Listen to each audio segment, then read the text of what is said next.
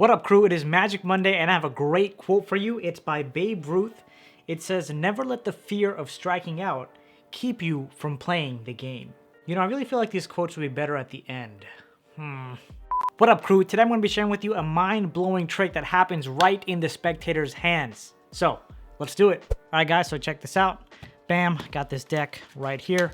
Of course, you want to start off the trick by taking the cards right out of the box. Now I'm going to give the deck a nice and quick shuffle, and then give it one cut. Boom, just like that.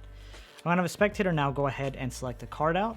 Let's say this one right here. Take a look and remember that card. Hopefully you got that memorized by now. I'll take it, put it right on top of the deck, and then I'll lose it somewhere right in the center. Alright, but now if I give it a special cut like this, check it out. If I snap, the card will rise right back to the top, and here's your selected card. Boom, the Four of Hearts. Was it not the Four of Hearts? What was your card? The King of Clubs. Okay, well, I'm not exactly sure what happened. It was supposed to all work. Now, if you were here, I'd ask you to hold out your hand.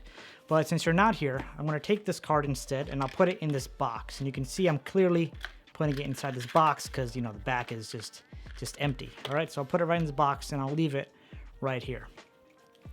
We're going to try this again. We're going to try this one more time. Just going to give the deck a quick shuffle. I don't know what happened. 1, 2, 3, 4, 5. Magic cut. Boom, snap, and then the card should come on top. That's what I was taught. Here we go. Boom. Okay, well, wait, hold on. This was the first card. This was the Four of Hearts for the first time. That's what it showed up the first time. So there's one card in here that you can clearly see. So that means this card. You said King of Clubs, right? There it is, the King of Clubs. Okay, everybody, welcome to the tutorial. Just a little bit of background on this effect. This is actually a variation on a trick that's called Was There, Now It's Here, and I believe the original author was David Blaine. So I wanted to see what I can do differently to more fit my style, and my performance that you just saw is what I came up with. So now that you know that, let's go ahead and break it down. Starting off this trick, just like any other impromptu card trick, I like to have the spectator go ahead and shuffle up the deck just so they feel like they have some control in what's going on, although they have zero whatsoever. So the deck has been shuffled. Now you have them go ahead and select out a card. In this case, it is the Four of Spades. Right, so ultimately what you want to do for this first part is control this Four of Spades to the second position, right? So you want to get it second from the top. And the way that I love to do this, the way that I find easiest, is to do an overhand shuffle. Of course, you can use whatever method you like, but the way that I do it is in the motion of doing the overhand shuffle, I drop a packet of cards, right? Then I peel off one more card. I push this back slightly, not all the way here. That's way too much. Just back slightly. Then you shuffle the rest over normally. And once this is done, you now know exactly what packet belongs on top because you have these cards outjogged here, right? So all you have to do now is come over with your thumb, push down and forward, and then shuffle the rest over like normal. And once you get to that break, right? Once you get to this break here, then you just drop these cards. Oops, you just drop these cards right on top. So now that card is automatically the second from the top. And I think that's probably the easiest way to do it. And it looks very believable because you're shuffling the deck. And the overhand shuffle is what people are used to doing, right? Versus, I mean, you could also do like a, I don't know, you can come here and do, what's this thing called? Right, you could do like a double undercut where you get a break underneath the bottom card, then you swing over a half, and then you get to that break, put that card on top of the deck, and then do this, and then that card second from top. I just feel like that does look a bit weird. See, now this card's third, so just get rid of this. So that does look weird. I think the overhand shuffle just looks very believable because it's a normal shuffle. So now that that's done, we have it second from the top. What I like to do now is like pretend to snap my fingers or do like some kind of magical false cut and snap to show the spectator that I could magically have their card arrive back to the top. So bam, I do that and I show them, boom, there's their card. I'm acting all proud. I did it. Great things have been accomplished, even though they have not. So then boom, they're like, no, that's not my card. Okay, so now here is where a lot of the dirty work comes in, right? You can do a couple of things here. What you want to do is you want to first have a spectator put their hand out Okay, you're going to tell them you're going to repeat this entire process again. Hopefully it'll work this time. So now you flip this back over, ensuring the spectator's mind that they know it's the 8 of spades and it's going back on top.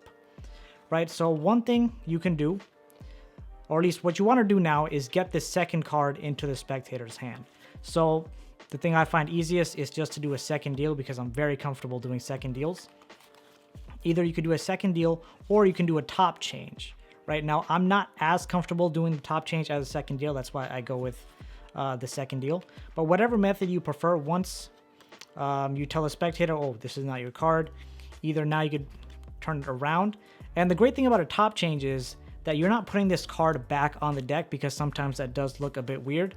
But if you do the top change, just make sure you're using the, I guess, correct misdirection. You don't want them, we don't want it being done like this, right? So whatever method you prefer. If you want to do the second deal, I have a tutorial on it. I'll put the link on the screen, description, all that good stuff. So there it is. What am I saying? So now you show them the card, take the second card and put that right into their hand. Boom, there you go. And just tell them to sandwich their hand closed.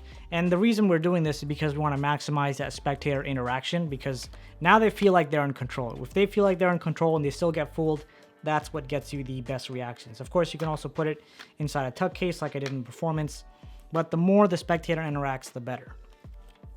So now the other card that you showed in the beginning is on top of the deck. What I like to do is I just like to do a false overhand shuffle again, except instead of peeling a card on top of this, I just do a normal false shuffle. Boom, there we go, whatever it is.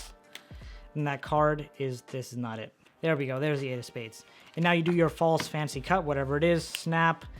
And then with full confidence, you show them, boom, there's their selected card. And then they have a bit of a laugh. So at this point, you'll be like, okay, wait, hold on. This is the card that I put in your hand. So if this is here, then what card's in your hand? Then you could go ahead, have them take their card out of their hand themselves, and boom, there it is, their selected card. I hope you guys enjoyed this trick. I know you'll get very powerful reactions from it, so definitely go ahead and perform it to whoever you'd like. And then if you want to check out this video right here as well, because it's fantastic, then I'll see you there. Peace out.